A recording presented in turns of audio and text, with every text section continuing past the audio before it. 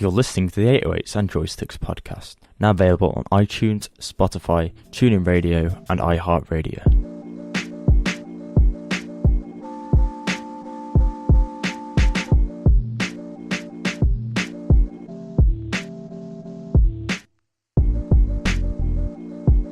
Welcome to episode 11 of 808s and Joysticks, the show that bridges the gap between games, music, seasoned with pop culture.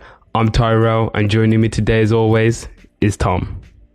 So if you follow everything that's sort of pop culture, film, TV, gaming, even things like anime and comics that we both follow ourselves, you'll know that the last week has been San Diego Comic-Con, so we've got a lot of news coming in from that. So this is probably going to be more of like a film, TV heavy podcast, but a lot of it is gaming related, and we've also got a lot of music things to talk about in the latter section as well. So we're just going to kick it off, and we got a new Spider-Man story trailer this week. And this game, like, it keeps impressing me. The graphics look really good, but the story seems to actually make sense in a Spider-Man game. And there seems to be a lot of story to sort of go through and follow, but obviously it also has that free roam aspect as well. It comes out September 7th, which is pretty soon now, like just over a month. But what, like, you watched the trailer as well. What are your opinions on this trailer and the game? Well, obviously we've seen a more in-depth look at the storyline of Spider-Man, and yeah, it looks really good. We get a new villain that threatens New York City. It's where Spider-Man roams, and I think it's just impressing me. Obviously we already gone over the plethora of different things and reasons why we really enjoy the way the game looks, and we would really be looking forward to purchasing it in the future.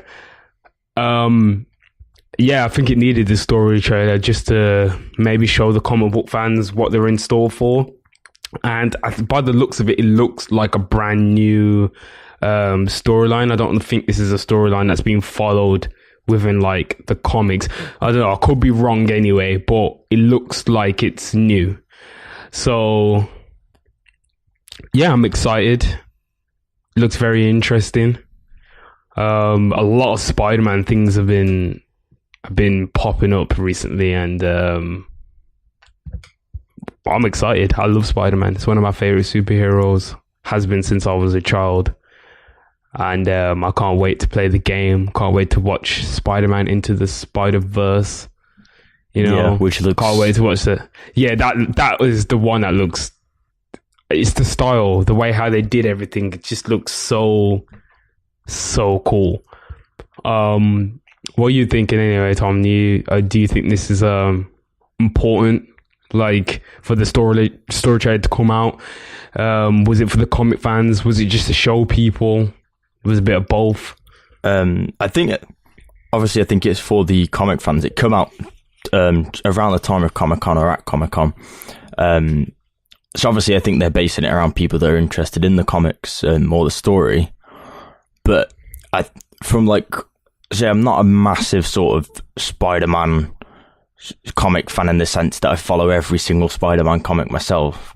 But like, I know a few people that are like that, and they've been upset with like Spider-Man games of the past that they haven't followed certain things.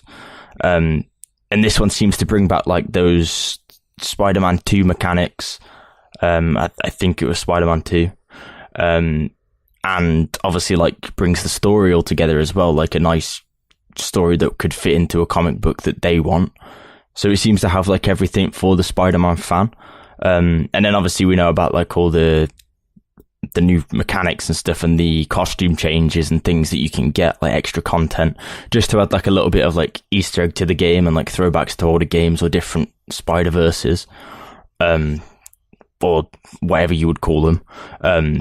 But I think it's like a nice thing to have all that stuff in a game. Obviously we've seen like Insomniac working on it as well. They've really sort of put a lot of effort into it. And I think going forward, this is probably going to be, like, I know Sony are like focused on it, but I think it will be like one of their biggest games for the end of the year, especially with all the hype around Avengers and everything that happened earlier in the year. Definitely. I agree that this game is going to be really big for the PlayStation, and yeah, it's probably going to be the last game from Sony to release this year, because I can't see Ghost of Tsushima or Death Stranding coming out this year now. As much as I really like Death Stranding to come out this year, I feel like it's going to get at least an early next year release now, just due to how many games that Sony have released from their first party. I don't think it would really make sense for them to release Spider-Man and then Death Stranding in such a close proximity to each other, if you know what I mean. So, because obviously Spider-Man's September the 7th, and then when you're going to have time to put Death Stranding in, plus you got Smash Bros coming in the holidays too, it just doesn't really make sense to be doing, to be going up against major titles and stuff like that. We can't forget about Pokemon either, as much as like it's not classed as like an adult type game. Obviously it's the first generation, so it's linked into that whole Pokemon Go first gen craze, which mainly was people like nostalgic effect. So, people with Switches might go out, or that don't have Switches might go out and buy that and buy Pokemon around that Christmas time as well. Yeah, for sure. I really think that. I think that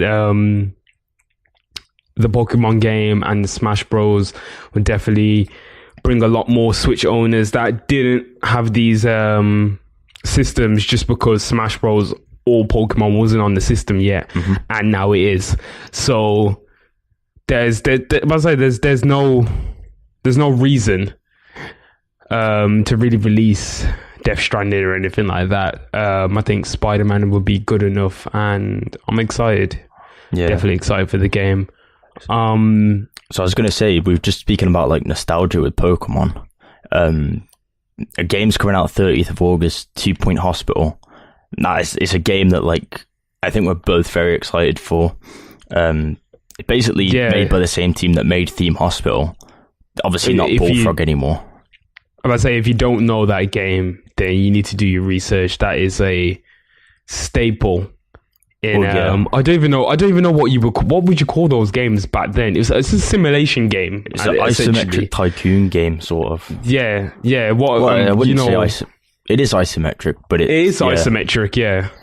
And us here on if you've ever listened to the show, you would know that we're big fans of like tycoon games. We've spoke about Roller Coaster Tycoon. We've spoke about Planet Coaster. We've spoke about a lot of things. The Jurassic World one. I can't remember. What's it called? Jurassic World? Evolution, the new game. Evolution. Not forgetting the old Zoo Tycoon games.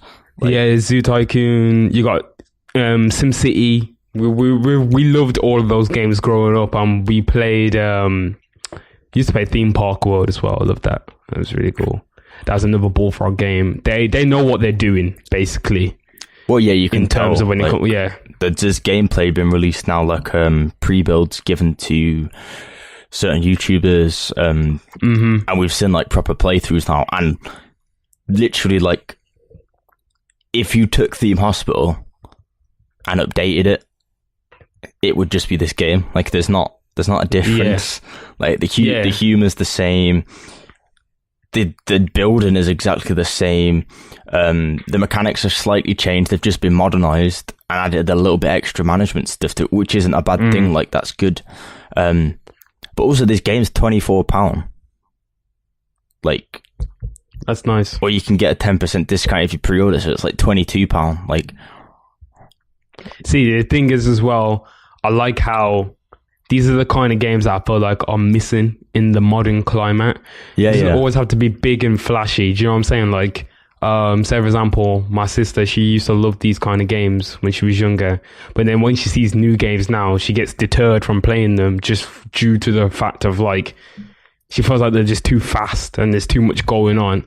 But these are the type of games that like these missing, like, what some people would argue and be like, oh, those games are really boring. Like, those kind of tycoon games, like, oh, why would you want to play a management game and stuff like that? Well, like, because sometimes people just want to play much more. I wouldn't even say they're simple, but games that like do different things for people. You know what I'm saying? They, you know, So it's work. Yeah. I don't know if you can kind of like explain what I'm trying to say, but I feel like you know what I'm on about, because you also play a lot of management type games and you enjoy them just as much as the AAA titles, which are like you know, photorealistic graphics, a lot going on. Do you know what I'm saying? Like, so what's your thoughts on it? Yeah, I'd probably say my mind's gone blank. No, I'd probably say that it's like I was the same. It's gone. Yeah. I'll keep trying. What I'll probably say is that like it's not as hands-on. This is where I was going. It's not as hands-on as like a AAA title, in the fact that you're not in the action, but you're more hands-on behind the scenes. So it's these people that want to, you know, micromanage, manage a bit of money here and there, like people that want to plan and be creative. Things like Roller Coaster Tycoon, Planet Coaster, Theme Hospital, they allow for that. Like, they allow for you to plan out where you want things to go, and then you make a sort of story up in your own head of what's going to happen. And, you know, it gives you a bit more freedom, a bit more creativity. There's not a set story to follow. It's not a sandbox where you just like mess about live action, but like you could have a sandbox in like a management game and basically like build what you want to build or manage what you want to manage. And it's sort of some ways people to get like their creative abilities out there. Minecraft is quite a good example of it, where it mixes like both of them together. Yeah, I was saying it's doing it in a different way, because not everyone sometimes likes to play games that where they're the one who's in control of, you know, of what that character does. Sometimes I want to control the environment, like around it, to make these certain set of variables to create something else to happen. And I understand why some people like games like that, and I really enjoy things like that. Yeah, so I love God games. Yeah, I was just about to say, I want to bring it back to like Goddess, Black and White, like the Peter Molyneux games. Like, I know you don't want to mention his name, but like, you know. Well, Goddess was good. It was good, but for what it was, and the amount of promises that were made for that game, it's just a shame. Yeah. But, you know, it's fucking Peter Molyneux in it. What are we really expecting from the man? He's lied. Black and White is probably like I don't know if I'd say the best God game I've played, but like it was up there at the time when I did play it. Very, like, going back to it now, probably not, no, but like at that time, it was a great game. Like Black and White was probably like, you know, when say someone has like a genre defining like thing, like say for example, like I don't know, just like how the Beatles are genre defining for their like genre, same way it has like, you know, you put up like Jay-Z, Nas and Tupac, like genre defining for hip hop, like, you know, Reasonable Doubt's a genre defining album. Black and White was a genre defining game for the God games that like paved the way for those kind of games. So yeah, going back to 2 Point Hospital, I'm glad that the studios is, you know, reprised from Bullfrog Studios, and they've come back together to do what they know best, which is great. And it's out, I believe, August the 30th? Yep. Yeah, out August the 30th for PC, Mac, and Linux. If you're out here using that crazy platform. Yeah. So the other thing I would just want to mention quickly as well is going back to Theme Hospital. If you are interested in that, you can pick it up for like £1. So, you know, if you're really interested in this game, but you're not willing to spend £25 on it because there's not a demo or anything, not that I'm aware of, buy Theme Hospital for £1, play it. If you like it, then get 2 Point Hospital, because it's the same, it's just modernized.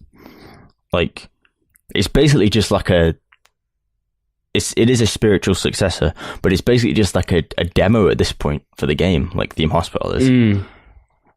Yeah, if obviously because of how technology and game design has progressed over time, those kind of games back in the day will seem much smaller in scope than, the newer games that have come out that have, extended the genre further than it has been before. Like, think about Roller Coaster Tycoon. You would never ever think that Planet Coaster would come from that game. But it's the same type of game, but it's just the way how technology, game design, the approach to how to make those kind of games has changed over time, with methods and design principles being passed down from, the greats who used to make those games. You can see how, the scope gets a lot bigger, and you can improve on a lot of features and a lot of things that maybe led the game to a bit of a downfall with certain things, which I can't really think of anything that was a downfall for Theme Hospital. Not right now. But I guess if I went back and played it, I could probably find a few things that I would have a problem with that could be fixed very easily today in the modern times of game design. I don't know if was that what you were trying to get at, Tom? In a way, yeah. Like, there's always going to be things that people don't like in a game, but yeah, I think if you pick that, it's a casual game you can play. It's cheap enough. Like, it's a classic game anyway, so if you can pick it up for £1, it's definitely worth it. Just if you're interested in games in general, like, just try it out. And if not, it's like £1. You could probably get it for cheaper, to be honest, if you looked elsewhere. You did some research. You can get it anywhere, and there's a lot of crazy things you could do these days. I'm pretty sure you could probably get Theme Hospital on your phone. Like, who knows? Like, I'm pretty sure you could. And no, is there a mobile version? There's no mobile version, but I don't think so. There's mobile versions of Roller Coaster Tycoon if you're interested, but no, we're sort of veering off now.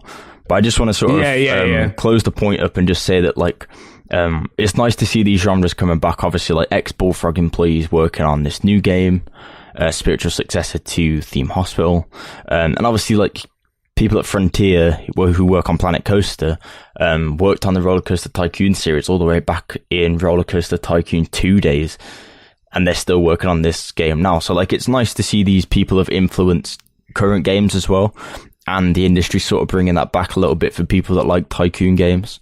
It's nice to see. But sort of veering off now onto trying to think of how to transition this a little bit, but developers that maybe promise you the world and then you don't get it would probably be a nice way. Sean Murray promised a lot for No Man's Sky when it was coming out, and we haven't even got a... I know we didn't start this when this was all going down, but I wish we did, because my God, that was probably one of the biggest... Some people still say to this day it was one of the biggest scams in gaming history. Well, I wasn't that upset by the game, because there's things that weren't cleared up, and I appreciate that, and people were pissed off for that reason. I appreciate that. But it is still an exploration game. And it was that, and they did update the game and whatever slowly. Obviously, release wasn't perfect. Blah, blah, blah. Like, a few years on now, we're getting an update called No Man's Sky Next. And they might have just called this, like, No Man's Sky What We Promised You, because that's what it is. And it is. I can't bash this game now because this looks pretty incredible. Like, it does look like they promised. I don't think they'll do a repeat of last time. I hope they don't. The thing is, what the real question we're gonna ask here: 4 years down the line, is that really, really fair? Like, to the people who brought the game, should we really be waiting 4 years to get the game that we was promised? Like, 4 whole years. That's millions that they've got already. And you're telling me that 4 years.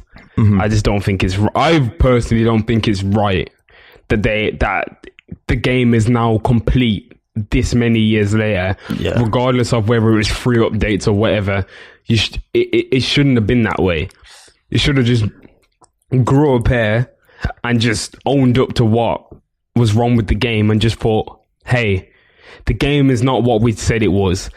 But no, he just carried on the lie. He even went onto late night TV and lied. He just kept lying in every interview. There's a supercut of a video of all the lies that Sean Murray has told in the past about the game, and he had chances to tell the truth. I just don't understand why. I just really don't. The trouble is, though, I think there's a lot of stuff that happened behind the scenes here with this game. I feel like Sony put a lot of pressure on this game as being like one of their big market games. And obviously, Hello Games only has like a small studio of like 20 to 30 people at that time. Obviously, now I'm guessing they would have recruited more people, hence why they're able to actually create the stuff they promised.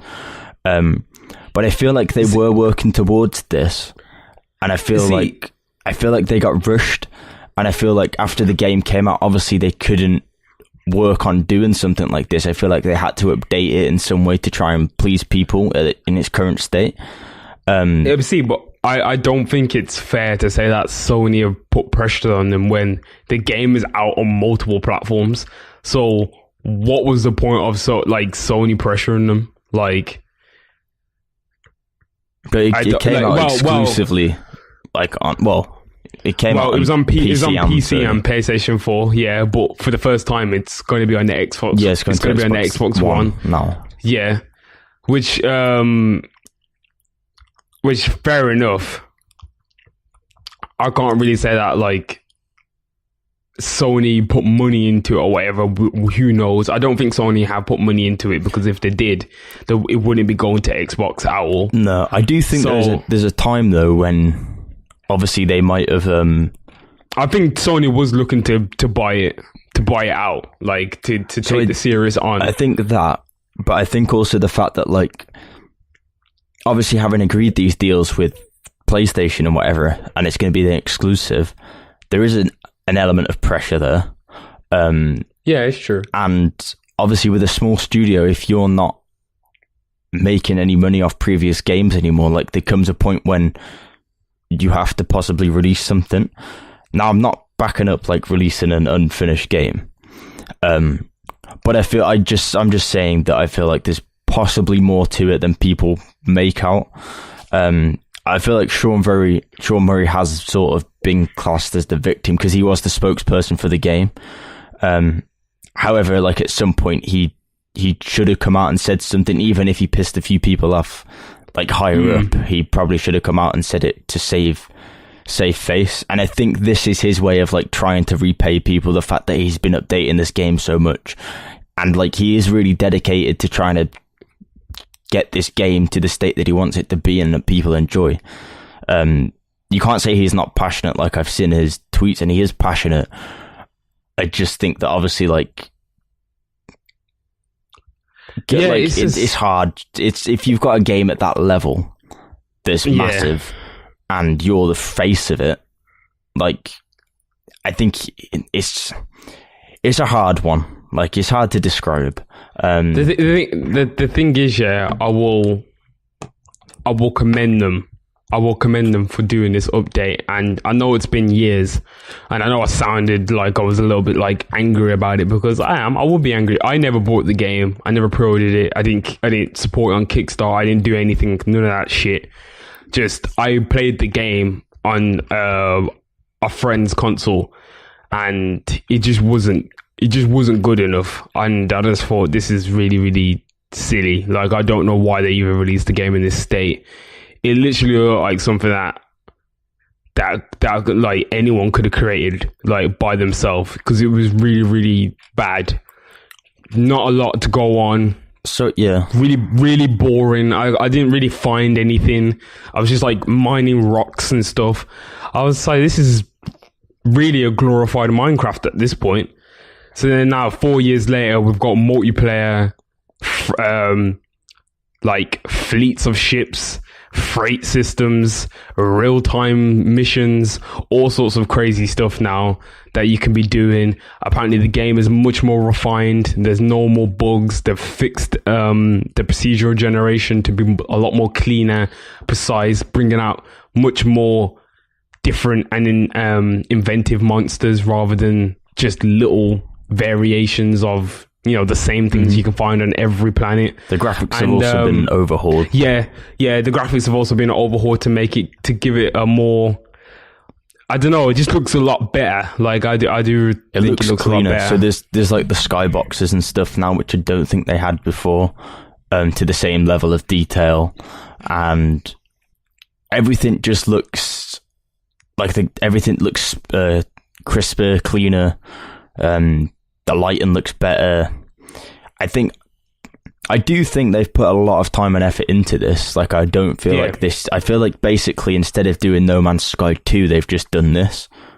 Which I have no problem with that, because I feel like if it was done right the first place, it would have had the longevity to become a very, very massive space game where it still does. It would have lasted. I think it's on the cusp of being that, because I know there's a community that's there still that still like to play the game, and now that you can actually find your friends and play with them, I feel like this game would be a lot more interesting, and it could rival Star Citizen, which has been in the works for years now, and that game's nowhere. Apparently, it's nowhere near finish. So now we've got a tale of two games that are very similar, both space orientated games, both backed on Kickstarter, both made a lot of promises that they haven't made, except for one released and one still is in early access with no chance of releasing yet. I just want to make a quick point about the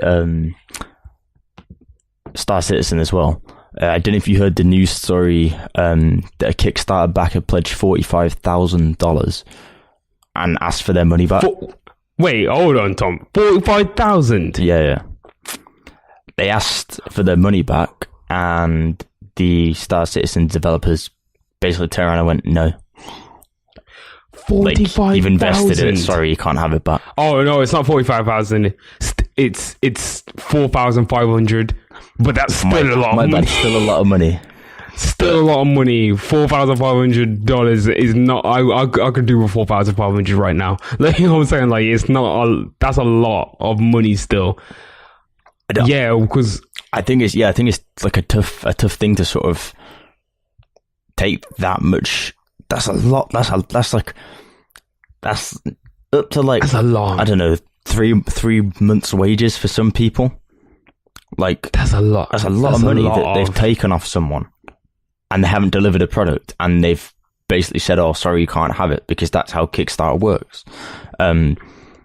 Something needs to be looked at in that area, I think, for stuff like that. Or maybe just don't be stupid enough to invest $4,500 into a product on Kickstarter.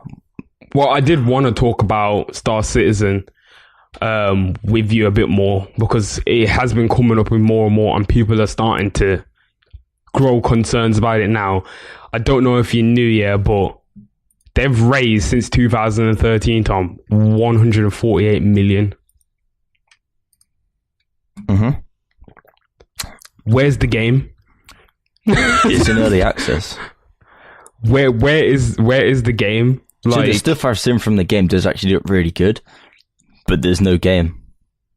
Well, I think there is a game, but it's not. It's basically like a glorified tech demo. It's not a game at this point. Exactly. So you $148 million for a glorified tech demo. It's good, but again, I think people need to be more realistic in their ambitions. I think people invested in this stuff need to actually like sit and consider before they invest in it. Like, I don't know. I don't think you can like tell people what to do, but there comes a point and you have to look at something and be like, they're offering this massive universe that's bigger than our universe inside a game, inside of a computer. Is that possible? But like it. Well, okay, let's put this into perspective here. 2017, they made 34.2 91 million.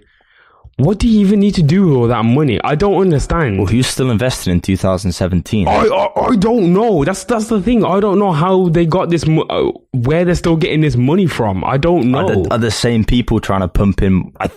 I'm not sure if they've had issues where they said they've run out of money before. I feel like they have. I feel like I've read that before.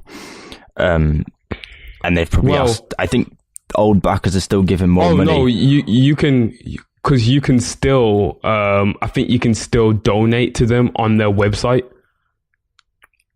by the looks of it. So it says stretch goals. So obviously, is the one that says game and it just keeps like going up to like 200 million. Yeah, they said that if they ever, their last one was 65 million, and that was to allow you to have enhanced ship modularity. You mean to tell me you had to get to 65 million to implement that into a game? Well, at this point, really? I think they're just trying to put anything in to they put 64 million. They put pets in there. I feel like they're taking the piss out of everyone now. You know, I'll be sad if I did this. I'll pledge store. Okay, I mean, let's see what you can get. You just don't.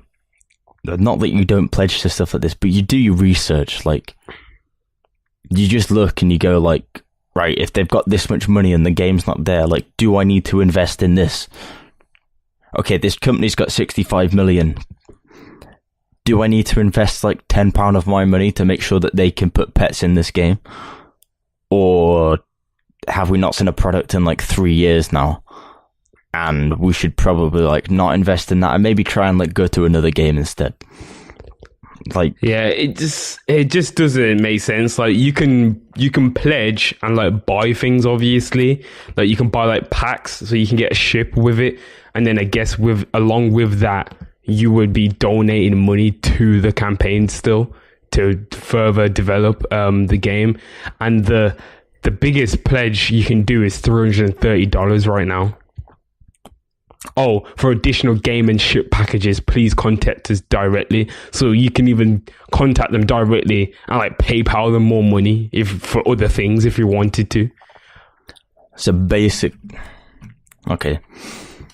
I mean, at that point, like you need to reconsider what you're doing, because you shouldn't be contacting a company to PayPal them money to make a game. Like, you just really should. At this point, they should, if they've got 168 million pounds, right? Oh no, Tom, they're at 190 now. They're about to hit 200 million. Okay. At this point, like, if they've got this much money, they shouldn't need crowdfunding investment anymore. They should have enough money to have a good enough pitch for someone to invest in the game and get a publisher or someone. See, this is what I think that they're scared of, though, because they've got so much money already. If they go to a publisher now, that means everyone who's like invested in them loses their voice, because the publisher will take precedent over the community that's already invested in them, if you know what I mean. Well, yeah, but they don't have to go with the publisher that does that. They just go with the publisher that they can strike a right deal with. But people always start to get a little bit funny when someone gets a publisher, though. Do you know what I mean? Well, if you want the game, like, so I'm saying, because otherwise it's going to be 2030. Exactly. You know, also, there's subscriptions. It will be 2077 before this game comes out. There's monthly subscriptions you can also do as well. There's a $12 one or the $24 one as well, which gives you additional exclusive benefits, events, programs. So you can go into the test. You can go to the test patches. You can get some digital items every month. The subscribers den, where you meet like-minded citizens and interact with the staff as Star Citizen. Sounds trash, but if people are buying it, yeah, I can't. Yeah, I can't say like don't buy it, but like, for fuck. We'll move on. Like, just move on. This is fucking move on, man. I accidentally just hit my microphone there. I didn't mean to do that. I was not in frustration. Oh my gosh, I just can't believe it. We will talk a lot more about Star Citizen in the future, because I feel like there's a lot to talk about that game, because I didn't realize how much money they've took from everyone and not released the game yet. It's in alpha still. It's in alpha still. Yeah. I know. My god. It's alpha. Not even like, oh my god. If you're dumb enough at this point, right, or you're that invested to pay the subscription fee, then like props to you for sticking by. But like, come back to reality at some point. Like, the game's gone. Like, the game's going to be another 5 years the way they're going with development on that. Oh yeah, and they're getting sued by Crytek as well for using the CryEngine. Okay, my final words are just don't invest. Like, oh fuck. Okay, let's just move on to some much more. Yeah, I don't know. Maybe it's like lighter news, but at the same time, it isn't, because my god, we do not have the internet speeds for whatever this is going to be about. So Microsoft has got a next gen Xbox. It's called Xbox Scarlet or Project Scarlet. Yeah. Now we have a new name called Scarlet Cloud. I don't know who's coming up with these names, but yeah, Xbox's new system in 2020 is apparently going to be a cloud-based system. What's your thoughts on that, Tom?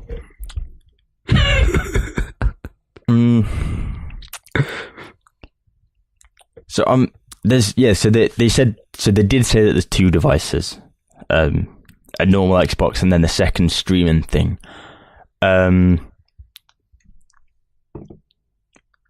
What's the point? Like, why would I buy a streaming box that might not work? Because the internet speeds aren't that great throughout the country. Well, throughout the world, actually, the internet speeds are not that great. Or would I just buy a normal console?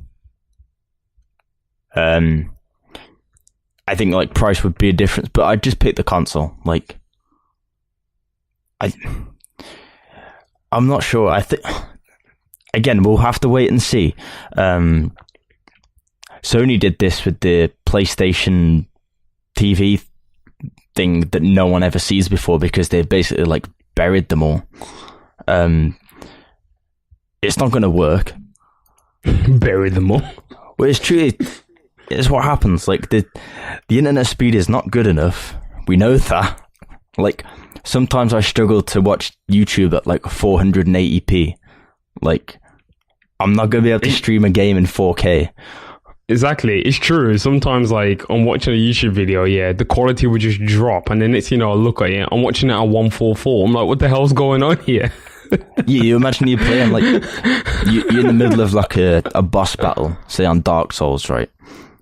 And obviously input and everything is really important at this point in time, and like the graphic fidelity on the screen to see everything is so important, and then it just drops to like 4 frames a second, 144, and then you die. Like, you're not going to get through. It's going to take you like at least 3 months to complete one level in that game on something like a streaming box. Yeah, it just wouldn't work with a lot of games, like especially fast-paced games like Call of Duty. Imagine you playing online. How are you going to play online and stream a game?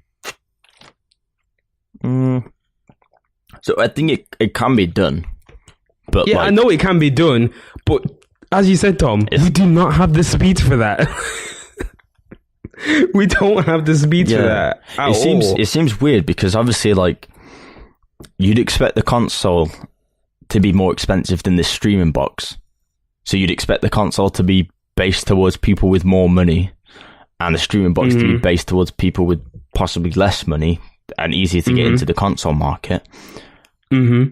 However, those people won't necessarily have the best internet connection most of the time, because they won't be able to pay for stupidly high-speed internets that other people can pay for. It just seems confusing. Like, you'd think that they would consider the fact that they're trying to sell this cheaper product to people, but they obviously can't have access to maybe all the best stuff. I'm not sure. We'll wait and see what happens. But it is speculated that Bethesda's newest franchise, Starfield and Elder Scrolls 6, might be two of the games on the new console. I think that's just on the next gen, isn't it? That's not really like... Yeah. That's just some little bit of news at the end that was not really needed in the article. It's just next gen, but Bethesda are always trying to be like on the cusp of things, aren't they? Like they're always trying to like try out new ideas. And they're the only studio that seems to be like giving any details about the next gen. No other like studio or anything has said anything really about the next generation except for Bethesda, because they said about Starfield and Elder Scrolls. And Todd Howard has come out and talked about Sony and the whole crossplay and the plot, the whole downfall of that and how it doesn't help out them as a studio and getting Fallout 76 to work. I just don't think it's very good. It's not good for really anyone who doesn't have a good internet speed. Like, it's already annoying at the fact that we have to do an update to our consoles all the time. And we also have to be signed in to play any of the games that we purchased ourselves, which doesn't make sense in my opinion. Like, if I've got no internet, why would I have to sign in to play a game? Why is it locked on my own console? Like, I just think it's really out of order. But that's what it's going to be essentially like if this is the kind of system that's going to come out. You're not going to be able to just plug in and play. You're not going to be able to take your console with you on the go, because if the internet isn't good enough or you don't have an internet, what are you going to do? Well, I don't think they've planned for that. I think it has to be like a cheaper version that they just think that they could just bring out, because there's no way they could. There's no way you can charge someone that like the same amount that they charge for an Xbox One X for this new streaming console. They're aiming it at there's like no way. Niche market, aren't they? So it's like a GeForce Now. An NVIDIA GeForce Shield. NVIDIA Shield. Yeah. Obviously, that's got GeForce Now on it, which is NVIDIA's streaming platform. That works okay, depending on your internet speeds. That's like £130 with a controller, I think. You can get it on probably like around that. So it's not too bad, but obviously you need the internet to go with that. And obviously you're not possibly going to get the same experience as you would with a console. Like, most people will buy a Shield but still have like a PC or a console at the same time. So it's weird that they're releasing two devices. It sounds to me like it's going to be some sort of PlayStation TV-esque thing where they try and play like PS Now on the TV. And we all know how that went. Like, it didn't go well. So we will just wait and see. But going, like you was mentioning, sort of like digital games and stuff being like kept digitally. And Nintendo have done that like for ages, where only up until the Switch, you weren't able to actually put your digital games on any other Nintendo console, so you had to like buy the same game digitally on every single console that you had from them. Yeah. And now they've started taking down emulator sites, which is a bit weird, because obviously there's been rumors of an emulator coming to the Switch for a long time now, because it doesn't have one. And now they've started taking down. Do you know what also the weird thing about that is as well? Is the fact that I can't remember which one it is, but one of the mini consoles, like the NES Mini or the SNES Mini, actually has a pirated version of Super Mario on there. It's not the official version. So they've actually got a ROM on there. So for Nintendo to take down the same type of sites where they got a ROM from for their own game to put on their systems is a little bit weird, in my opinion. Because I don't really know why they used a ROM like from a website rather than the official, but does that mean Nintendo are not in like, did they not have the original Mario ROM anymore? Like, what does that mean? Well, it could be one they created themselves, to be fair. Well, no, it's not, because someone looked in the code and it's definitely a ROM that they got from someone.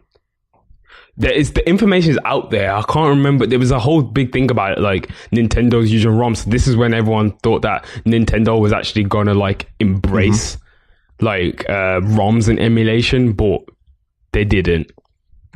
Well, did the Nintendo ever embrace anything? No, they don't.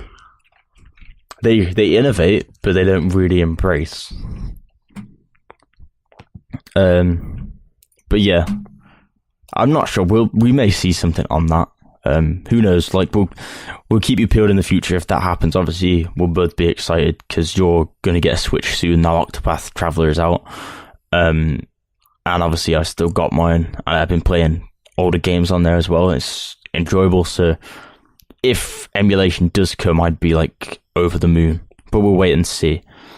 And then nostalgia stuff as well. Like, we're actually going to go on to the movies and films that we said that we were going to speak about now.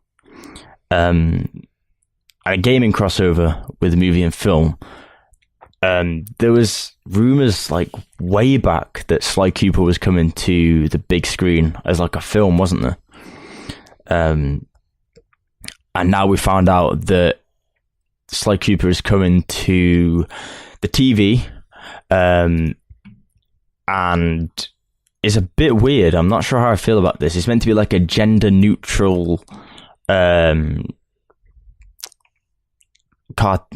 animated show, comedy adventure show, with 11-minute episodes, and it's for ages 6 to 10. I'm not entirely sure what you think about that. Like, it's Sly weird. Cooper, yeah, like as in like the Sly Cooper, as in like the Sly Cooper, as in like, nah, it's not good. I don't know about this. Just gender neutral now, have, though. I'm not sure why that's relevant, but it gender neutral, but like they're animals. Like, I don't like. Yeah, but I think it. Yeah. Yeah. Well, I didn't really attach Sly Cooper to any genders anyway, in my opinion. I just thought they were just doing that. This is really, as a kid, I just thought they were just doing their thing, innit? Like, I don't know, like, I guess, like, yeah. I can't really, there's nothing really I have to say about this. No one really asked for it. I don't think the film did very well. So, did the film come out? It did come out, didn't it? I feel like the film came out. I feel like it didn't do very well. Sly Cooper film. No, I think it... Did it get... No, it actually got cancelled, yeah. No, it did. It got cancelled. Yeah, it got cancelled. So I guess they must have used what they had from the film and put it into development then. Yeah, basically by the looks of it, Ratchet and Clank did awful, so they scrapped the whole idea of having a movie based on another franchise. But they decided to go for a TV series instead. They could have done it. They could have done a really sick Jack and Daxter one, like a more mature one, like kind of like teenage to like adult, because that's how the games did. Like the game started off kid-like, then went like teenage, and then like the last one, Jack 3, was just straight up adult. Like there was swearing, violence, everything in it. Yeah, it looks like it's exactly the same. Well, we've not actually seen too much detail. We just know that it is coming, and we've seen a screenshot of the movie trailer. But you expect they might use some of the same stuff from the movie, to be honest. It seems to be a lot of ways that people go with these kid animations. Now they seem to make the movie and the other and things. Then the TV show. Yeah. It's just like Big Six Hero. Like that's got its own animated series now as well. Yeah, things like Captain Underpants. Yeah. Big Boss Baby, everything like mainly DreamWorks stuff and Disney stuff tend to like fall back onto having their own series. Yeah, like little spin-offs that are not as good as the film, but are kind of okay, like as well at the same time. And that was like a thing when we were kids anyway. Because I remember watching like Timon and Pumbaa and stuff like that. It was like spin-offs of the actual. Out of the actual big budget films in it, like Teenage Mutant Ninja Turtles and stuff. And then like it that, died, like, and then we sort of had like that original era, which was good. But everyone seems to be like coming back now and making stuff like, because there's obviously How to Train Your Dragon as well, like a TV series. Yeah, even though number 3 is coming out as well, which is another film that has grown up, has grew the characters up over films as well. Like in this last film, he's gonna have a beard and everything. It's crazy. He's actually an adult now. Yeah, so it's weird how they're sort of doing it now, and that's what they want to go for. But you know, it makes sense in a way. Yeah, well, that's just kind of a little bit like how Adventure Time is continuing as a comic. I think like is that going to be the new wave? Like cartoons are going to end and there's going to continue as comics. Like why not just continue it as an animated cartoon and give it an ending? Like what is the point of carrying it on as a comic series? Because yeah, fair enough, I do enjoy Adventure Time a lot. Would I now go out my way to read it as a comic? Probably not, because it's not going to have the same feel and effect I had when I watched Adventure Time. Like, I like the voices, I like the music, I just like everything around it. Like, you know, I just like how the series was all done. But now it's going to be a comic. I can't say it loses some of its charm, but it just isn't the same, if you know what I mean.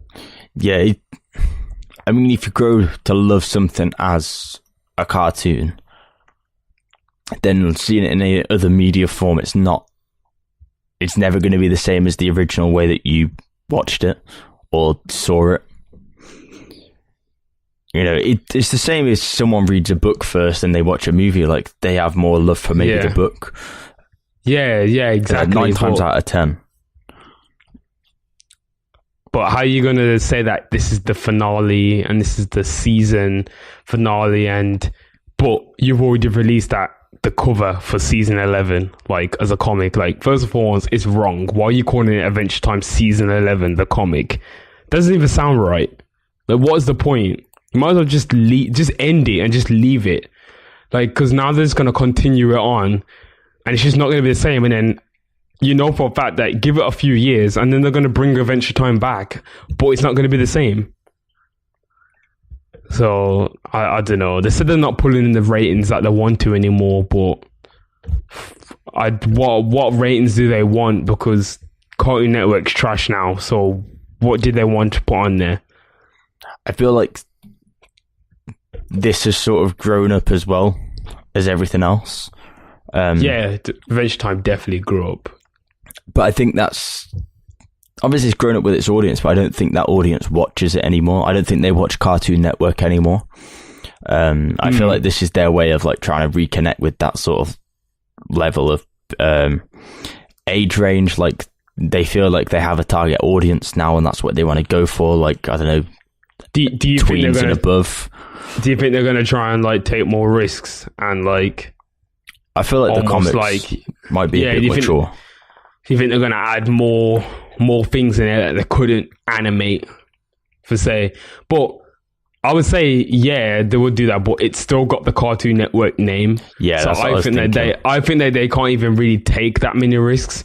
No. Like, I would love for Adventure Time to get put on Adult Swim or something, and let them proper have like freedom over what they want to do with everything. Mm-hmm. So we can hope, because they did Samurai Jack brilliantly. Wow, like that final season, yeah, like if you haven't watched Samurai Jack, that was the best thing ever for like a kid growing up watching it. Getting older, being 18 and you've watched certain things and films and seen violence and blood and swearing, and then you get to Samurai Jack and it's dark as hell, just like how the series was supposed to be in the first place. It's crazy. So yeah, I'm interested. I am very interested to see if Adventure Time gets reanimated again, and if it goes down the Adult Swim route. That would be amazing. Yeah, well, obviously, as Tom said, we are talking about the films and TV. There's a lot to go through, so we're just going to try and power through as much as we can. As you know, San Diego Comic Con was on. If you don't know, now you know. And as Biggie said. Yes, as Biggie said. And Godzilla, King of the Monsters trailer is out. It's got a girl 11 in there. Killing it as usual. And yeah, it looks good. I loved Godzilla 1, the remaster of like the series, or the reboot. I loved it. I don't know if you ever really watched it or anything like that, Tom, but like I wanted to, but I never actually got around to watching it in the end. But I'm excited for the second film still. Yeah, you definitely should watch it, man. Godzilla is it's a good film, especially for like monsters and stuff like that. But this is a very different take on the Godzilla, or they call it like the monster genre, don't they? Because that's where it all originated from here. Everything that you've seen up to this point has been Godzilla. Like, what's that film called? Pacific Rim, King Kong, all started from Godzilla. It's just, Toho, they were the original ones that did the films, and they still bring out their own Japanese ones. They're just not as good anymore. It seems like these ones are a lot better. And yeah, I'm excited. I'm very excited. What do you think, seeing as you're like more of a neutral Godzilla fan, which is just kind of like in the background, like you're interested, but you don't really know like how to go about it? Like, yeah, I'm excited for this. It looks like they've sort of took a lot of the influence from the older films again. Apparently this is meant to feature more Godzilla than the first one. Obviously I haven't seen the first one, but I'm just going off what sort of I've been reading. And it looks good. Obviously, like there's Millie Bobby Brown in it, who plays 11 in Stranger Things. We know she's good at acting. We've seen that. So there's like a good sort of incentive to go and watch this film. There's like two different things that you could go to watch it for. Either like the acting, the story, and then like the monsters as well. Just sort of like if you're into monster films instead. But I probably will watch it. There's a lot of things that I need to get around to watching, to be honest, and it's just having the time to do that at the moment. Yeah, I feel you. Well, this is not coming out until next summer, so you got lots of time, Tom. Mm-hmm. Yeah, but the first one was really good, and the trailer for this one looks amazing. Obviously, it's got all the monsters in there. It's got Mothra in there. It's got King Ghidorah in there, which look, he's just like the goat of all villain and monsters. Like, he's got 3 heads and he's a dragon and he's bigger than Godzilla. Like, he's literally his ultimate rival. So, yeah, I can't wait. It's called Godzilla, King of the Monsters, for God's sake. Like, you just know it's going to be hard. So we just have to wait until that comes out. That's next summer. That's May the 31st, 2019. A lot of films are going to be coming out. I'm liking how films are going at the moment. It seems to be we're getting back to making good films again. We are. The next thing on our list is the Dragon Ball Super. It's the Broly or Broly, depends how you pronounce his name, trailer. Very interesting. This means Broly is now canon to the story, where before he wasn't canon. He is known as the legendary Super Saiyan. Some people, try and say he's the first Super Saiyan, but I don't think he is. He's just a legendary Super Saiyan. Looks crazy. It's Dragon Ball. Don't really know what more I could really say about it. You know, if you're a Dragon Ball fan, you're a Dragon Ball fan. If you're not, this could be a good time for you to watch this film, as it would be much more of like a standalone film. Still set in the universe, but it will be standalone, so you can watch it without having to know really, you know, anything much more than that. So it's probably not worth going back and watching the whole of Dragon Ball Super. No, or well, if you want to, if you're yes. Interested, yeah, I'll say yes, but you can still watch this film by itself if you really wanted to. Yeah, I'm not saying don't go and watch Dragon Ball Super. I'm just saying, like, that's long. Yeah, it is. Trust me, it is long, especially if you've never ever watched Dragon Ball, like, at all. If you've not watched Dragon Ball at all, maybe, like, quit your job and take 2 months off, and then come back, like, revitalized. Yeah, exactly. And then come back. Because, why? It's a long process. That's all I've got to say. Yeah. It's a very long process. I just want to point out, if anyone does do that, we're not liable. So, maybe think before you make a decision. Like when you should be investing in Star Citizen. Save responsibly. That's what I would say. If you're going to do those kind of antics, save responsibly. Or you could be like me and just keep going in and out and watch One Piece whenever you can. I've got 187 episodes to catch up on One Piece. Yeah. Lack of sleep can happen. I'm about to say, I'm not doing that anytime soon. By the way, I'm not doing that anytime soon. Yeah, moving on. We also have a trailer for Titans. And boy, what a trailer this was. Tom, you already know my thoughts on this, so... Yeah, we discussed this just before the show. I'm trying to think of, like, where do I start by saying? Mediocre. I know. I was gonna say, I know what to say. It's some bullshit. Because it is. It really is some bullshit. I can't believe they even, like, bothered. So I think it's interesting for a DC fan. I'm going to sit on the fence. It's interesting for a DC fan. But obviously you got to pay for this subscription service the DC are bringing out, which is the same as the other subscription services per month, apparently, in price, which offer much more content. And, like, the special effects in the show don't look great considering what they're trying to pass it off as, like, this Marvel killer.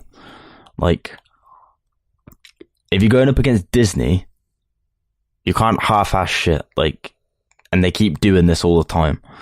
Like, you can't just go up against possibly the biggest company in the world. Well, to be fair, they're going up against the two biggest companies in the world, revenue-wise and streaming-wise or movie-wise, in Netflix and Disney. Mm-hmm. And they're just sort of like... They're not pushing stuff to its full potential, like it could be. Like they're trying to be too ambitious for this stuff. Like there's not a lot more I can say. Like you just have to, like, reel it in at some point and realize, like, there's reasons why certain shows are being made for TV by Marvel and certain things are being made for film. Because some need more special effects, some don't. The ones that can do special effects well stay on the TV because it's lower budget. Well, yeah, that's the thing as well we need to get into, really. There's just not enough time. We probably we'll talk more about DC and their streaming service probably in the next in the next show, because it's quite a lot to unpack, because we've got price points and everything what they're going to be offering, because we've got comics and TV series. I don't really serious and I think I don't know where Titan's going to be on. I think, is it going to be on? What's their channel they have? Is it called like CW or something like that? I have no idea. I can't remember what it is, but it's going to be on TV still, but it's also going to be on this streaming platform. The trailer was like, I can't say it was like garbage. It was okay. Mediocre, but it just, you could tell it was a TV show. Yeah, you could tell it's a TV show. Like, it didn't seem to have like, it just didn't seem to be. It wasn't as polished as something like Marvel.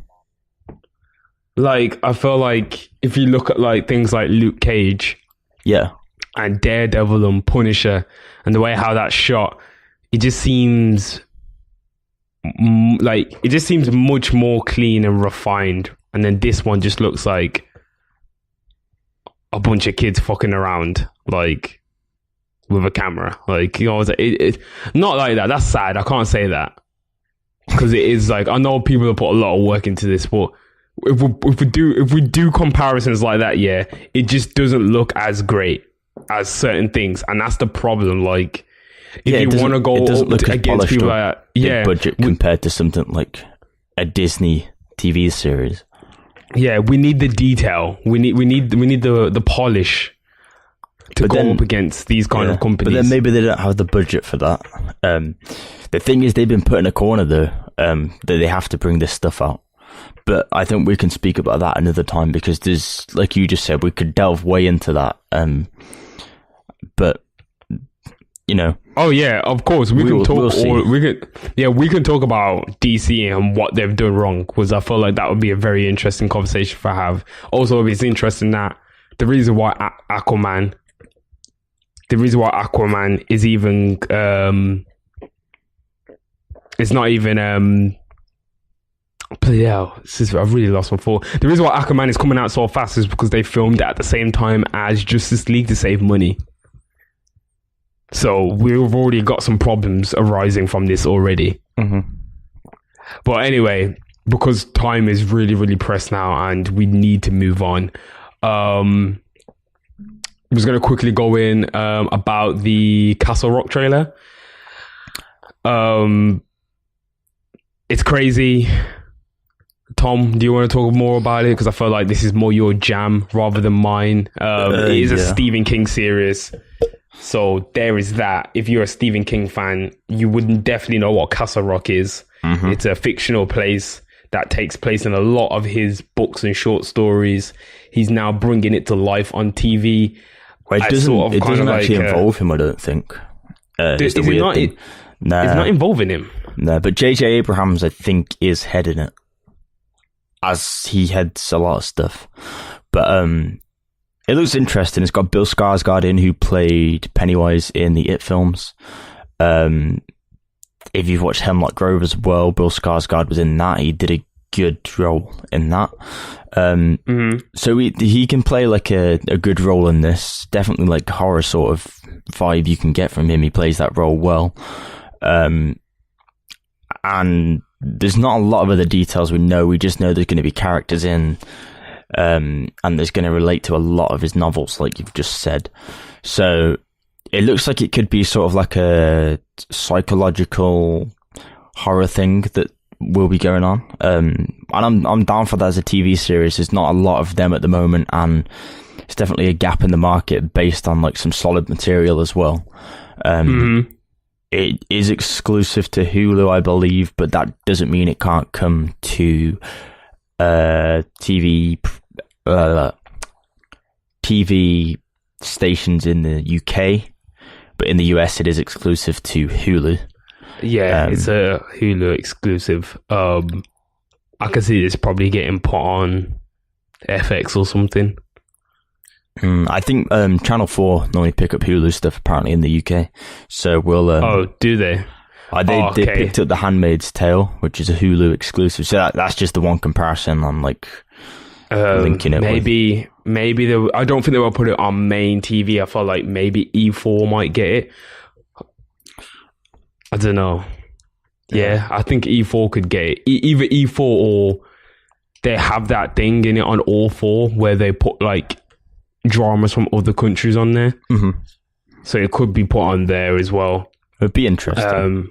Yeah. Oh, yeah. Sorry, guys. For anyone who doesn't know what like E4, Channel 4 or All 4 is, if you're in other countries, that is like one of our national TV stations that we have in England. And it usually puts on good drama shows and things like that. So it's more likely that it will get picked up by that than any of our other free national like cable channels. Although Atlanta's on the BBC now, so oh yeah, Atlanta's on BBC, which is crazy because I don't really know why it's not on FX, but I have no idea what that means for the deal or whatever. But whatever, it doesn't matter. Atlanta's great. It's been nominated for I think like 13 Emmys or something like that, which is amazing. Yeah. So obviously, like we'll move on because we're definitely like cutting down on time, but we got a new trailer for Glass, the M. Night Shyamalan movie, which is like a third installment as such to Unbreakable. M9. And we talked about this on the last podcast, but like I think we're both excited for that, and that's definitely going to be something that will be good. Other things to sort of notable mentions. The Dark Knight celebrates 10 years, which is, you know, great film, possibly one of the best superhero movies. Well, I say possibly one of the best. I was going to say possibly the best, but one of the best superhero movies in recent times we've seen. Probably the best Batman movie, of course. Oh, come on, Tom. Let's not. You can't call it the best Batman film. You trying to get us killed out here. We'll see. There's the Jack Nicholson Batman film is very good. DC fans, please don't come at us. I'm saying that one's really good. I am not saying The Dark Knight is the best. It's a good film, though. We've already slated DC enough this episode, so I feel like it's only valid that we just do a little bit more. Yeah, but they know to take the L, though, like with that. But when it comes to Batman films, yeah, sometimes the head top gets a little bit hot still. Yeah, but yeah, 10 years of Dark Knight, which is amazing. Obviously, rest in peace, Heath Ledger. Yeah, one of the greatest Jokers to ever grace the screen. Him and Jack Nicholson, amazing Jokers. He's that other guy. Yeah, he was a shit Joker. What's his name called? Jared Leto. Fuck that guy. He was a shit Joker. Well, he's getting his own Joker film, so it's interesting. That's going to be. We will awful. discuss that. But I heard Robert De Niro is going to be in talks to be in it though, which could save the film. Well, they are making another Joker film as well with Joaquin Phoenix in. Why are they making two Joker films? Don't ask me. We'll have a DC episode where we can discuss why they're doing all this stupid shit. Oh my god, we're doing a DC. We're gonna have to do a DC episode now because we need to unpack all this shit. Okay, yeah, it doesn't matter. Let's carry on. Yeah, they're fucking about somewhere doing something. Notable stuff that's coming out again. Disenchantment, which is like a animated Netflix series, a mature Netflix series, a fantasy series from the creator of The Simpsons, Matt Groening. This looks basically like Futurama set in a fantasy universe. Like, I'm down for that. I'll watch that. Like, it's easy watching. It'll do me. Like, I'm sure a lot of Simpsons fans will be like ecstatic right now. Yeah, because it's finally a time for him to, like, you know, be free again and do something that he wants to do. Because, well, at this point, we know The Simpsons is just on TV literally just because it's The Simpsons. Like, it's like a staple now. Like, if The Simpsons gets cancelled or gets taken off airs, I feel like there'll be a mass riot on our hands. Like, just because people still love to watch it. Probably. So for this to come out, Netflix series, it's got free reign, do whatever he likes. Yeah, yeah, I think it's gonna go well. Yeah, I can't wait. I can't wait to watch it. Hopefully, it won't be corny or anything like that. Hopefully, it'll be pretty solid. Yeah, moving on from that as well. I know it feels like we're going at lightning speed right now, guys, but we have so much to unpack, and we didn't really expect to take that long on the whole on the gaming section. But the DC slamming. Yeah, that too. Jordan, I want to say his name is Vogt Roberts, celebrates the 30th anniversary of Metal Gear Solid, which is amazing series. I ain't even going to talk about. I did want to talk about it, but we all know that we can talk about it. There's enough. That I love the series, and 30 years. I'm not even 30, so it just goes to show the legacy that this game has. And yeah, I can't wait to see the film that he's working on. He's been sharing concept art every day, so there'll be 30 days of concept art, which he claims is not a true representation of the film, but I feel like he's mixed in real concept art with fan art as well. So we're just gonna have to try and like see what we can grasp from this concept art that's been released over the 30 days. A lot of bloody amazing art. Like, if the film is anything like any of this art, yeah, we're in for an amazing film. What an amazing adaptation, which I've been wishing for since I was a little kid. And he also talked about his plans for a Legend of Zelda concept film as well, which is crazy. Like, is this going to be the guy that's going to create the good game films for once? We'll see. Hopefully. Yeah. We'll see. This has been said before. Obviously, we've seen what happens. Although, like, the concept art does look good. You know, his ideas seem like he knows what he's doing with this stuff. He seems like he actually cares about the stuff. So that could be an added bonus, which other people obviously haven't had before. Well, yeah, he is a Metal Gear fan. So he's met Kojima. Kojima's apparently seen some inside. Well, Kojima's a consultant on the film, so he's definitely seen some inside things about the film, and he seems to be really happy with the progress that's happening on the film. So if Kojima is happy with it, then it must be good or live up to the Metal Gear series in a sense. Mm-hmm. So yeah, I'm happy with that. I'm happy. 30-year anniversaries as well. Yeah, Akira, that's something else. The film, the one that started it all. Literally, and, like, did start it all. Yeah, we've got to, like. So we sent out a tweet that was in the moments on Twitter. So we basically put a tweet on our Twitter account, 808s and Joystick, and it just goes through all the hand-drawn detail of Akira and, like, the animation and the perspective of how they drew that, like, in hand and stuff, and, like, looking at it from, like, a different point of view. Like, this film at the time it came out is just incredible. Like, the animation is insanely good. The drawing is possibly, like, like, it's just a classic, a cult classic film.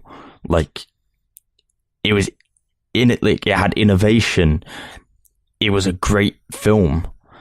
The aesthetic was amazing. Like, everything about the film was just, like, insanely good. But if you're interested in that, then you can go and check it out on our Twitter.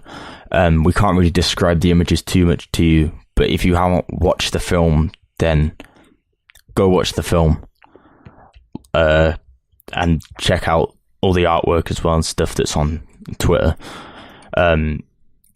You actually put a tweet out, didn't you, saying whether you're an anime fan or not, you need to go and watch Akira because it influenced a lot of film directors and shaped the landscape of modern anime.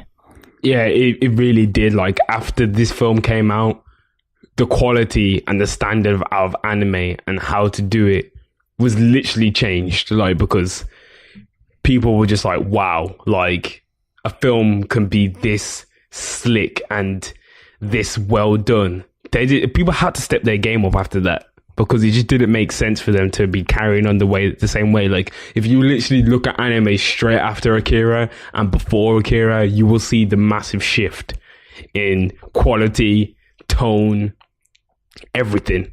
The medium became popular. Like, it became, you know, it set it up to be what it is today. And without Akira, I don't know what would happen. We would not have a lot of things. We wouldn't have a lot of games. We wouldn't have a lot of films. I'm talking Western films as well, Hollywood. We just wouldn't have it. So, yeah, I just blown away. I can't believe it's been 30 years. Like, it's just crazy. Yeah, the film came out before we were born. A long time before we were born, and we're both like influenced by it a lot as well. So it just shows like the pull of the film. Yeah, Akira is amazing film. You know, I might have to watch it. I'm probably gonna watch it tomorrow. It's crazy. Storyline amazing, animation even better. But it's the setting and that like really gets to me. Like the way how they made such a dystopian cyberpunk world just with hand drawn images is just amazing. Yeah, I nearly watched it the other night as well. Like I feel every time it comes back up, like you get reminded of it and you feel like you have to go back and watch it. It's that good. You're just like, oh, I haven't seen it in like a few months. Maybe I should go watch it again. Yeah, it's crazy. But yeah, obviously, guys, that was a lot to unpack. We're now going to move on to music, and obviously music usually doesn't take us that long, and there wasn't really much for us to talk about in terms of music here. Surprisingly, we're just going to go over a couple of things, like a couple of new releases that have come out. The Internet has come out with their new album, Hive Mind. It's good, and it's a very good album. Yeah, it's what you expect from the Internet. Like, it's funky, it's groovy, it's got beautiful production.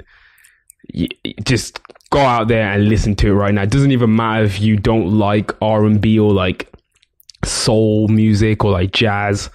Just, you need to listen to that album because you will be very impressed with it. Sid, it's very, as usual, very easy listening is what I would say for this album. Like I've had it on when I've been at work, and it's just not relaxing, but the fact that you could just listen to it as like background music but still like take in the music while doing stuff, like it doesn't distract you too much, and you pay attention to the stuff that's going on, but it's just nice to have like everything that is going on, like the percussion, the jazz influence, the nice sort of soft sounds that come from it.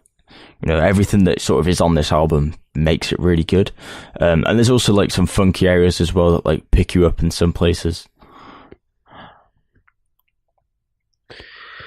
Well, it's just, I don't know what it is. Like, it's just I wouldn't say it's like magical, but like, it's just like music that, you instantly just are quite happy and just want to dance like to it, if you know what I mean. Like, it's just really, really nice sounding album, and I would just say go out there, listen to it, do yourself a favor.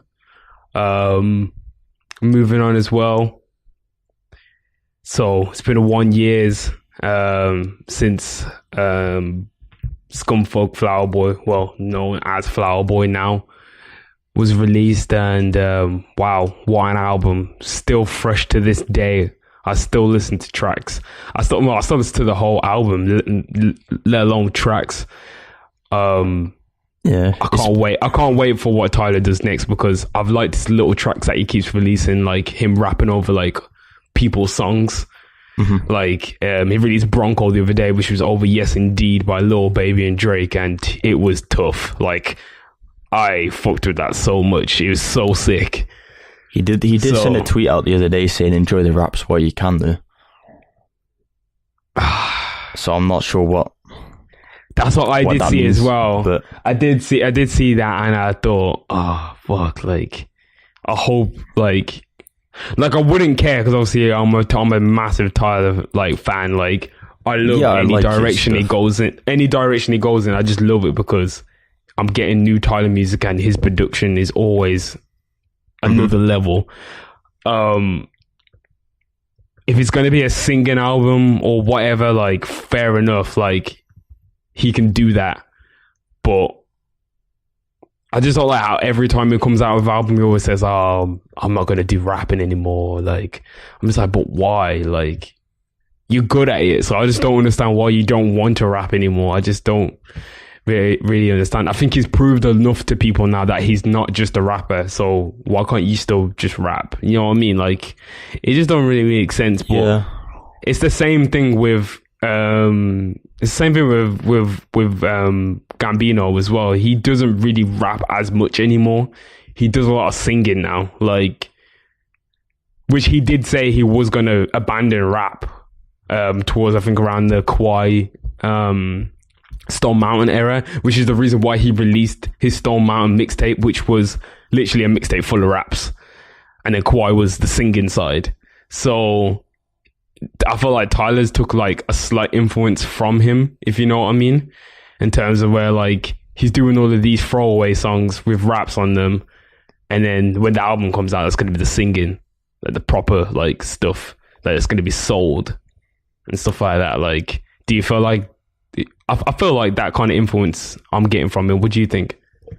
Yeah, I feel like that's right. I feel like the trouble is though, like obviously Tyler's trying to break into the mainstream as such. He doesn't want to be like super mainstream and be super relevant, but the fact is like he wants recognition for his work because he does deserve it, and he knows that Flower Boy is like performed really well and got radio play, and that's what he wanted. So he wants radio play, and he knows that his raps are quite heavy hitting, and some of his lyrics during the raps aren't necessarily the cleanest of stuff. And his flow might not necessarily work with stuff that isn't like that. And obviously there's a lot of things surrounding his older work as well, and people link him and rapping to being like some sort of bad thing or like offensive. So I feel like the direction he's trying to take is like to please his fans by doing this rapping stuff, and then trying to get radio play and recognition by doing it the same sort of way Gambino did. Like he got recognition for Awake on My Love. And we've not really seen him get recognition to the same level for things like Because the Internet or Campfire or Camp or Royalty Mixtape or Kwai and Stone Mountain. Like he didn't really get any recognition. The only thing he got recognition for was Heartbeat was being played a lot when Camp came out, like by radios and stuff. But then he totally abandoned that format though. Like he was just like, forget it. Like I'm not gonna do this anymore. Like I'm gonna do what I like. He dropped Royalty Mixtape and then dropped still my favorite Gambino album, which is Because the Internet. So I don't know, is that yours? I feel like that's yours as well. I'm not sure. I think it's solid because it mixes singing and rap. I think it's a nice blend of both of them. It's just I'd compare it to Flower Boy in a way. I'd say that's sort of like, you know, that's the same point in both. The only thing is obviously Tyler had Cherry Bomb before that, which was experimental as well. Yeah, Cherry Bomb was very experimental, and I really enjoyed Cherry Bomb. Like I listened back to that the other day, and I forgot how good some tracks on there actually really were. Like I feel like Tyler takes a lot of influence from Kanye though, and that he wants his every album to be different. And I like that. Which it is, because Bastard, Goblin, Wolf, all cohesively the same but very different, but all follow similar themes. And then as soon as Cherry Bomb came out, you could feel the shift in the sound ever so slightly. More jazzy, a lot lighter, a lot more distorted, more confused, like a bit more muffled. Flower Boy sort of followed that. Yeah, Flower Boy was more jazzier, but you take out the noise and distortion, and you've got Flower Boy. You know what I'm saying? So, yeah, I do. I feel like his next album might be his best album yet, just because of the fact that obviously, like, Bastard and Goblin were both good, but then obviously Wolf came along, taking inspiration from both of them and like perfecting it. I still feel think like if he combines Cherry Bomb and Flower Boy together for like another album in a set of 3, then that could be his best album. Wolf is still my favorite. Definitely. Wolf is definitely still my favorite. Because it's just the way how he did it, like all the songs on there. I just loved it. Like Bimmer with Frank Ocean is still one of my favorite. Oh my gosh, we've just got some breaking news though. ASAP Rocky Tyler collab album on the way. It's called WANGSAP and it's on the way soon. The freestyle just came out. Is this? It's real. I can't tell if this is real. It's real. I'm looking at it right now. It's the freestyle is called Potato Salad. Org DVD 3. So yeah, go. I'll definitely go and check that out. I'll be checking that out after we finish up the podcast. But yeah, it says WANGSAP on coming soon. So I'm guessing we're gonna get raps. We're gonna get Tyler and Rocky together. Oh my gosh, this is crazy. My heart's beating. Like I can't wait. So like maybe this is where it goes from there. Like his main albums stay with him singing, but then he does like this on the side. I'm guessing it might be some sort of like mixtape more than an album. Yeah, it might be more of a mixtape, but I don't know. They've got album art and everything for it already.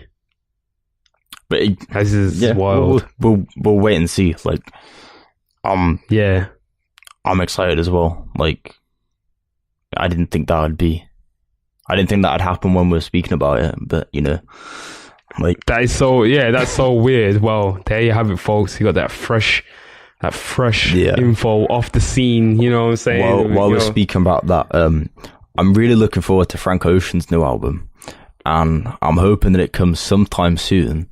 Maybe now if I check Twitter, I can see. Oh my gosh, you're a joker. There doesn't seem to be any news though, which is unfortunate. But it's cool. I forgive you, Frank. You know, one day it'll come out again, and it'll be great. But talking about things that have come out, what were you going to say? Something? I said the Frank album's never going to come out. This man told us he was going to give us 5 albums before 30. He's been 30, Tom. Where's the album? It's getting there. But we don't need Frank because like we got new R. Kelly, 19 minutes worth of music in one track. Yo, I'm not going to talk about this that long because I really don't give a shit about this guy. He's a piece of shit and he needs to get arrested. I don't know why we're allowing him to make 19 minutes. That's terrorism. He's terrorizing our ears with 19 minutes. I was going to say that could have gone badly wherever you were taking that then, but that was pulled it back. Yeah, it's not ideal. I have listened to it.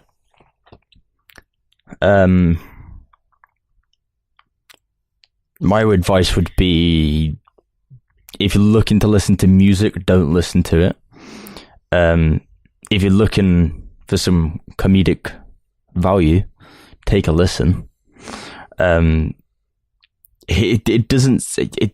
Basically, it's just like a loop. The song ends at one point and then carries on again. Like it ends the instrumental, and then the same instrumental starts again from the beginning, just with different lyrics over it. Like that bit confused me because I was very. It is very amateur, but I'll go through some of the lyrics. The song's called "I Admit It." And he admits a lot of things in this song, as you could probably tell. A lot of people have said, warning, it's an R. Kelly song titled "I Admit It," and it's 19 minutes long. It's on SoundCloud if you want to go and listen. Just search it, you'll be able to find it straight away. Guys, Tom can say that, but me, yeah. Don't listen to the song, anyone. If you're interested, listen. Like he doesn't I'm not telling our listeners to listen to a 19-minute R. Kelly song. Let's not do this. Well, you don't have to listen to 19 minutes worth of the track. Have a snippet through. He gets no royalties from it. It's on SoundCloud, so it's fine. Basically, here's some of the lyrics. So, I admit I can't spell for shit. I admit that all I hear is hits. Ooh. Some ad-libs there that he's got on the track. A lot of ad-libs in different sections that probably aren't needed as well, as R. Kelly does. I admit I couldn't read the teleprompter when the Grammys asked me to present. Won't say no name, I'm not a snitch, but one night at the Ritz did some shit I shouldn't have did, went and fucked someone's bitch. I admit that I did. I fucked my girlfriend's best friend. Yeah, tap that in the back of my Benz. I admit I'm sorry for my sins. Let's at this point, it doesn't sound like he's very sorry. Let's just end the dramatic reading there, shall we? We can keep going. No, we can't keep going. How are they going to say I disrespect these women when all I've done is represent 30 years? Can't take my career and turn it upside down because you mad? I've got some girlfriends. No. This is where I'll put the line there, yeah. And then how is he gonna say he's mad that I've got some girlfriends? He's running a whole sex cult. Well, basically at this point, right? It gets. This is where he veers off a little bit. I admit I fuck with all the ladies. That's both older and young ladies. Ladies, yeah, as an ad lib. But tell me how they call it pedophile, because that shit is crazy. And then he adds another ad-lib after that. Crazy. This is a man that got married to a 15-year-old and he's trying to defend himself at this point in time. This is a man that did the interview, yeah, and said to the guy who asked him, "You've been with teenage girls." He said, "Define teenage." Well, yeah, he says that in this song as well. He says that people should take a look on paedophilia and cut it back. That's a completely different subject, not for this podcast. Yes, but we are not touching anything to do with that, and we don't agree with any of that shit. So let's just get that straight. Yeah, he goes on to say, she said, "What about Aaliyah said, love?" She said, "What about the tape?" I said, "Hush." I said, "My lawyer said, don't say nothing, but I can tell you I've been set up." As an ad lib again. Lives having ad-libs on the end of sentences that really don't need them at that moment in time. And basically, people have gone through and sort of then said what the song is about. I know this is going on for longer, but this is pretty big news in music and stuff. I don't know if you're very interested in this at the moment, but I'm sure people are interested and don't want to listen to 19 minutes worth of this, so we'll run it down for them. Things that he then said, he said he was set up with the tape. His lawyers made him settle so he wouldn't tarnish his name. He said he signed his publishing away because he can't read. And then he said he was molested at the age, up until the age of 14. I just want to point out, I don't condone that, but during the time he was saying that in the song as well, he was doing ad-libs over the top of it in the background, which really was not needed. considering he's talking about like his own personal experience. Yeah, like since he's talking about such a serious topic, it doesn't seem like he's taking it seriously, which is why I feel like just fuck R. Kelly. He's a piece of shit. Like, you're not even taking your own trauma seriously. How are we expected to take you seriously right now? Well, then he goes on to talk about the sex cult that he's in and compares himself to Hugh Hefner and then calls out Spotify. Oh, Jesus Christ. He then says he hasn't seen his kids in years and had to borrow money from the label he was living out of Homewood Suites. He also says that he needs to look at that we need to look at the definition of paedophile and cult as a society, and he also says that we're trying to do him like Bill. Oh my God, he did not say we're trying to do him like Bill. Mm-hmm. I told you off the show as well, like off air, that he also bought up the race card at some point and said that basically why he brought in John Legend and Steve Harvey and was basically saying, why are you trying to do me like this? Us black guys get enough shit as it is. We don't need more of it. Yeah, but it's got nothing to do with that. It's got nothing to do with that. It's the fact that R. Kelly, he's been a creep. He still is a creep. It's got nothing to do with that. I don't. There's much more pressing matters that are attached to black people as a society and as a community that have nothing to do with R. Kelly. R. Kelly is a pedophile. He's not an oppressed black man. He's a pedophile. That's what he is first. So I don't really understand what he's trying to say that for. And obviously I can say that. So I don't really know why he's trying to say that. Let's get off this topic because I'm getting upset. It makes no sense. I just want to leave it with the point that he said, I'm just a man, which shows his lack of self-awareness. Yeah, it literally shows his lack of self-awareness. Oh, I'm just a man. Or so that means you could just go around kidnapping people's daughters that are like 15 years old and having sex with them in a cult. Oh yeah, I'm just a man though. Oh, you don't get this clown out of here. Ooh, clown, man. I can't believe we've allowed this man to make so much money over the years. And this is the kind of stuff that he wants to come out with. It just really, really, really irks me inside. Like, and he wants to try and say that he's broke. Actually, you were not broke. That's unbelievable. Anyway, let's move on to something a lot more happier. Yeah, uplifting news anyway. You'll like this. Frank Ocean. I just seen a tweet about Frank Ocean. The album's not coming out. Nah, Blonde's been certified platinum today though. So congrats to Frank. Blonde is now platinum. Platinum blonde. That wasn't the news I was hoping for, but I'll take it. Okay. That is really good because he deserves it. One of the best albums, well, one of my top albums anyway, is Blonde. So, just to carry on over as well. Matt Miller has released a new song. He's got an interview out. Haven't listened to either of them yet. Supposed to be a cross between the Divine Feminine and some older projects. We're getting old Mac. He's back in his side bag. No more romance raps. That's good enough for me. The playlist will be out. It's gonna have a lot of things on there. A lot of the internet. Chance released 4 new songs. Gambino released 2 songs. We're all eating at the moment. Dram released an EP. Huh? Dram released an EP. Yes, Dram did release a new EP, which apparently is supposed to be like a prequel or precursor to his album. I heard the song Best Hugs. That's a really cool song. I like that song. So go listen to that EP as well. But yeah, I really think that's about it. Oh, Wiz Khalifa Rolling Papers 2 is out. Father released 2 new songs. We've got another new Denzel Curry single. All of these are on the playlist, by the way, if you're wondering. We've got the 2 Chance the Rapper songs on there, and Brockhampton came out with another new video and release. It's a bit wild, very, very all over the place, but still another good, solid single from the Brockhampton Collective.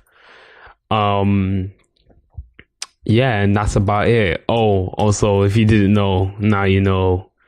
We are now on Dash, which is a huge achievement for us.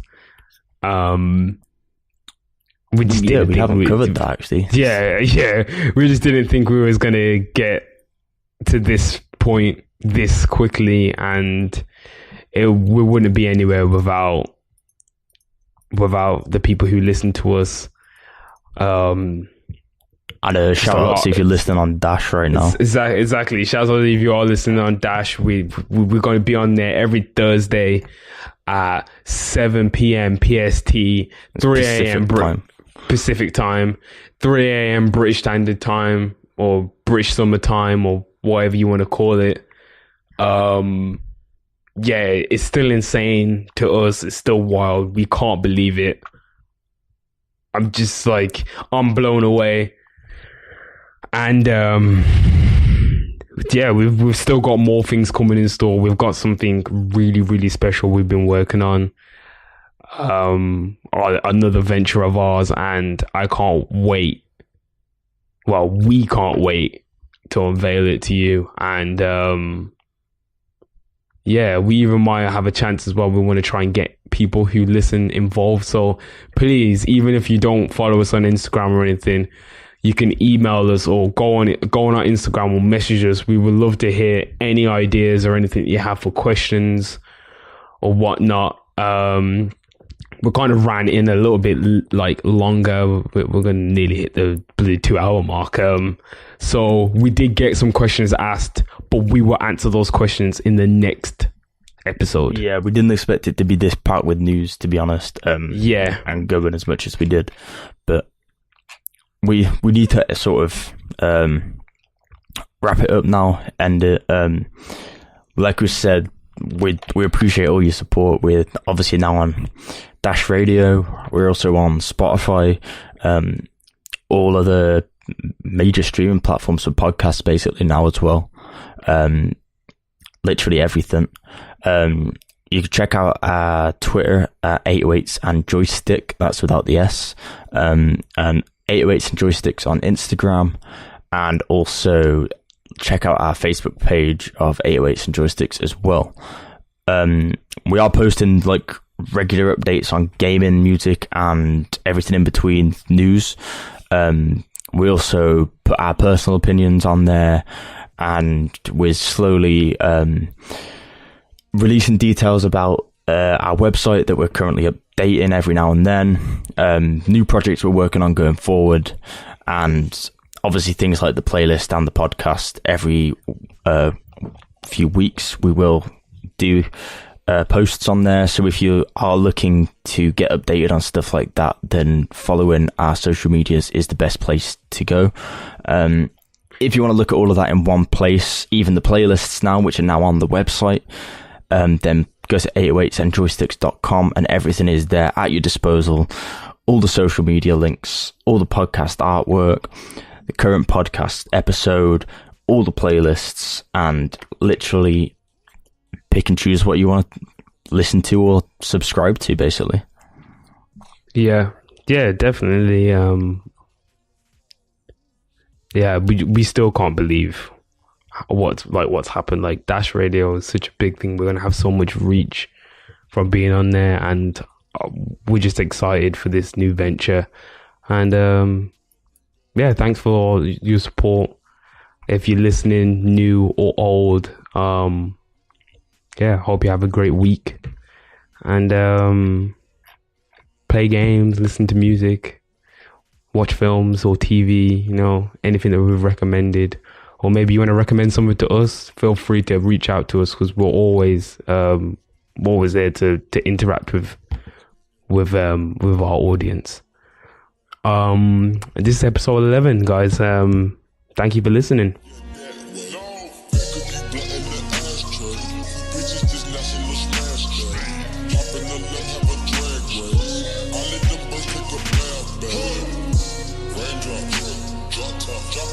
If you liked any of the music in today's show, then please check the credits in the description to see what songs we used.